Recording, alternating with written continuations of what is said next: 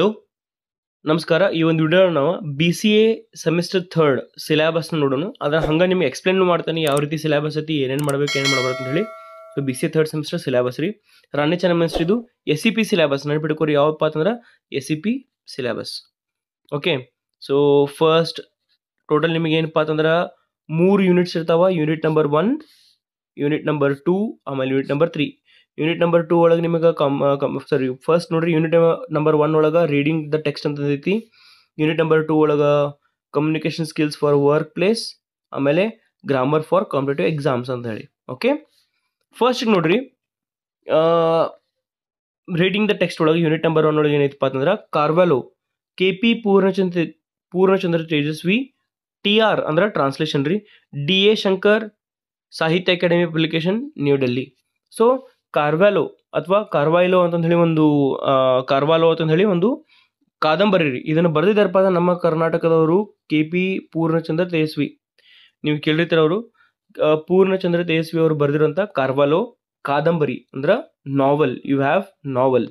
Okay, keep that in mind. And it is translated by DA Shankar. So this person is very important as he has translated, and even this is very important. This person is also very important as he is the real author. KP Purnachandra Tejaswi ಅವ್ರ ಬಗ್ಗೆ ನೀವು ಕೇಳಿರ್ತೀರಿ. ಇನ್ನು ಇದು ಕಾದಂಬರಿ ಆಯ್ತು ರೀ.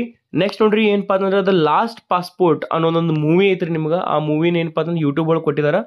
ಅದನ್ನ ನೀವು ನೋಡಿಕೊಂಡು ಅದ್ರ ಮೇಲೆ ಒಂದು 5 ಮಾರ್ಕ್ಸ್ ಕ್ವಶನ್ಸ್ ಕೇಳ್ತಾರ, ಅದನ್ನ ಬರಿಬೇಕು ನೀವು. ಫಸ್ಟ್ ಯೂನಿಟ್ಗೆ ಏನಪ್ಪ ಅಂದ್ರೆ ಟೋಟಲ್ 40 ಮಾರ್ಕ್ಸ್ ಇರ್ತೈತಿ, ನೆನಪಿಟ್ಕೋರೋದನ್ನ. ಆಮೇಲೆ ಇದು 5 ಮಾರ್ಕ್ಸ್ ಕೇಳ್ಬೋದು. ಇದ್ರೊಳಗೆ 10 ಮಾರ್ಕ್ಸ್ ಕ್ವಶನ್ಸ್ ಬರ್ಬೋದು ನಿಮ್ಗೆ. ಇನ್ನು ಥರ್ಡ್ ಪಾಯಿಂಟ್ ನೋಡ್ರಿ, ಥರ್ಡ್ ಚಾಪ್ಟರ್ ಏನೈತಿ, ಬುಕ್ ರಿವ್ಯೂ ಅಂತಂದು ಹೇಳಿ ಹೇಳ್ತಾರೆ ಅವರು. Book review as an art skill of writing book review on your favourite book for exercise refer reviews on Karvalo. So book review ಅಂದ್ರೆ ನಿಮ್ಮ ಒಂದು ರೈಟಿಂಗ್ ಸ್ಕಿಲ್ಸ್ನ ಇದು ಇಂಪ್ರೂವ್ ಮಾಡ್ತದೆ ರೀ. ಸೊ ಕಾರ್ವಾಲೋ ಅನ್ನೋದು ಏನು ಕಾದಂಬರಿ ಇತ್ತಲ್ಲ, ಆ ಕಾದಂಬರಿ ಮೇಲೆ ಬಹಳ ಜನ ರಿವ್ಯೂಸ್ನ ಬರ್ದಿರ್ತಾರ. So you can just Google ಒಳಗೆ ಸರ್ಚ್ ಮಾಡಿ ರಿವ್ಯೂಸ್ ಅನ್ನೋದಂತ ಹೇಳಿ ಕಾರ್ವಾಲೋ ಅಂತ ಹೇಳಿ ಅವ್ರು ಬರ್ದಿರ್ತಾರೆ ತಮ್ಮ ಒಂದು ಅನಿಸಿಕೆಗಳು. ಬುಕ್ ಯಾವ ರೀತಿ ಇತ್ತು, ಎದ್ರ ಬದಲ್ ಬುಕ್ ಐತಿ, ಅದ್ರ ಸಸ್ಪೆನ್ಸ್ ಹೆಂಗೈತಿ, ಥ್ರಿಲ್ಲರ್ ಹೆಂಗೈತಿ, ಯಾವ ರೀತಿಯ ಸ್ಟೋರಿನ ಕ್ಯಾರಿ ಆನ್ ಮಾಡಿದಾರ, ವರ್ಡ್ಸ್ ಅಂತ ಯೂಸ್ ಮಾಡಿದಾರ. ಅಂದ್ರೆ you have to write review. It means what is review. ಈಗ ನೀವು ಮೀಶೋ ಒಳಗಾಗಲಿ ಅಥವಾ ಈ ಫ್ಲಿಪ್ಕಾರ್ಟ್, ಅಮೆಝಾನ್ ಯಾವುದೋ ಒಂದು ಐಟಮ್ ತೊಗೊಂಡ್ರಿ, ಮಿಂತ್ರಾ ಒಳಗೆ ತೊಗೊಂಡ್ರಿ ಅನ್ಕೋರಿ. ತೊಗೊಂಡಾಗ you will write a review on it. So book ಏನಪ್ಪ ನಿಮ್ಮ ಡ್ರೆಸ್ ಹೆಂಗಿತ್ತು, ಅಥವಾ ಏನೋ ಒಂದು ಹೆಡ್ಫೋನ್ ತೊಗೊಂಡ್ರೆ ಆ ಹೆಡ್ಫೋನ್ ಹೆಂಗಿತ್ತು, TV ತೊಗೊಂಡ್ರಿ ಅಂದ್ರೆ ಅದರ ರಿವ್ಯೂ ಬರೆದಿರ್ತಾರೆ. ಒಳ್ಳೇದಿತ್ತು, ಚಲೋ ಇತ್ತು, ಕೆಟ್ಟಿತ್ತು ಎಲ್ಲ ಬರೆದಿರ್ತಾರೆ ನೀವು. ಅದೇ ರೀತಿ ಒಂದು ರಿವ್ಯೂ ಬರೆಯೋದ್ರಿ ಇಲ್ಲಿ. ಆ ಒಂದು ಬುಕ್ ಮೇಲೆ ರಿವ್ಯೂ ಬರೆಯೋದು, ಅದು ಯಾವ ರೀತಿ ಇತ್ತು ಅನ್ನೋದ್ರ ಬಗ್ಗೆ. ಇನ್ನು ನೆಕ್ಸ್ಟ್ ನೋಡ್ರಿ, ಮೂವಿ ರಿವ್ಯೂ ಅಂತ ಹೇಳಿದಾರೆ. ಸೇಮ್ ಬುಕ್ ರಿವ್ಯೂ ಹೆಂಗೆ ಮಾಡಿದಾರೋ ಅದೇ ರೀತಿ ಮೂವಿ ರಿವ್ಯೂ ಕೊಟ್ಟಿರ್ತಾರ.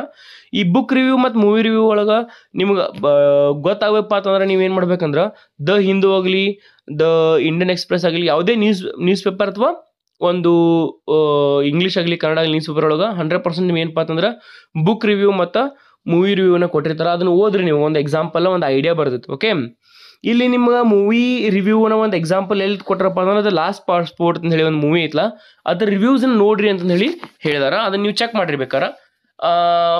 ಎಸ್, ಇದ್ರ ಮೇಲೆ ನಿಮ್ಗೆ ಯಾವ್ದಾದ್ರು ವೀಡಿಯೋಸ್ ಬೇಕಾಗಿತ್ತಪ್ಪ ಅಂತಂದ್ರೆ ಕಮೆಂಟ್ ಮಾಡಿರಿ, ನಾ ವಿಡಿಯೋ ಮಾಡಕ್ಕೆ ರೆಡಿ ಇದ್ದೀನಿ, ವಿಡಿಯೋ ಮಾಡಿ ಹಾಕ್ತೀನಂತ. ಸೊ ಅದಕ್ಕಿಂತ ಮುಂಚೆ ಈ ವಿಡಿಯೋನ ಏನು ಮಾಡಿರಪ್ಪ ಅಂತಂದ್ರೆ ಶೇರ್ ಮಾಡಿರಿ, ಸಬ್ಸ್ಕ್ರೈಬ್ ಮಾಡಿ ಚಾನಲ್ಗೆ, ಹಂಗೆ ಲೈಕ್ ಕೊಡೋದನ್ನ ಮರೆಯಕ್ಕೆ ಹೋಗ್ಬೇಡ್ರಿ. ಕಮೆಂಟ್ ಮಾಡಿ ತಿಳಿಸ್ರಿ ಯಾವ ಒಂದು ವಿಡಿಯೋ ಬೇಕಂತ ಹೇಳಿ. ನೆಕ್ಸ್ಟ್ ನೋಡ್ರಿ, communication skills for work place. So communication skills ಯಾವ್ದಾವು ವರ್ಕ್ ಪ್ಲೇಸ್ದಾಗ ಅಂತ ಹೇಳಿ ಮೊದಲಿಗೆ ಸ್ಕಿಲ್ಸ್ ಯಾವನ್ನ ಬಳಸಬೇಕು ನೋಡ್ರಿ. ನಿಮಗೆ ಬರೀ ಏನಪ್ಪ ಅಂತಂದ್ರೆ ಇನ್ನೂ 1 ವರ್ಷ ಅಷ್ಟೇ ನೀವು ಇಂಗ್ಲೀಷ್ನ ಕಲಿತೀರಿ. BCA ಹುಡುಗರು ಇನ್ನೂ 1.5 ವರ್ಷ ಅಷ್ಟೇ ಏನಪ್ಪ ಅಂದ್ರೆ ಇಂಗ್ಲೀಷ್ನ ಕಲಿತೀರಿ. ಆಮೇಲೆ ಏನಪ್ಪ ಅಂದ್ರೆ ನೀವು ಜಾಬ್ ಹಿಡ್ಕೊಂಡು ಹೋಗ್ತೀರಿ. Okay my dear students, after this you are going to get a job in another 1.5 year or else it may take around 2 years. You are going to apply for interviews. There you must have the good communication skills, or else what will happen?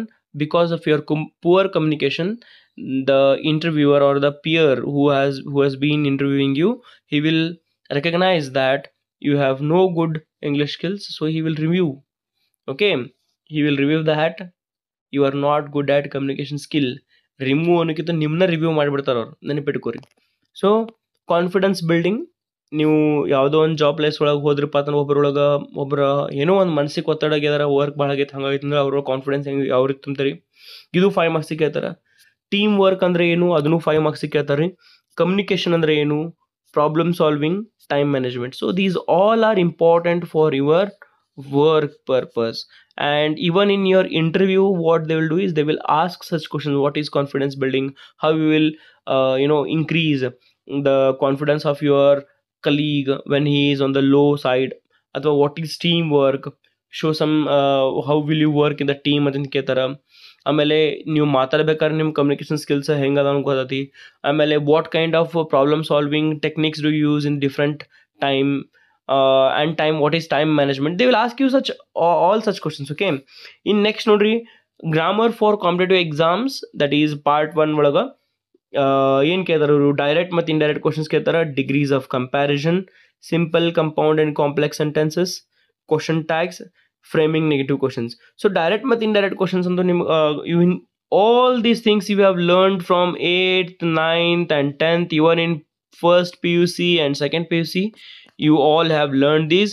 But ಅಂದ್ರೂ ಏನಪ್ಪ ಅಂತಂದ್ರೆ ನಿಮಗೆ ಇವು confusion ಆಗ್ತಾವ. ಯಾಕಪ್ಪ ಅಂತಂದ್ರೆ you don't practise my dear students. Okay, you must practise dum.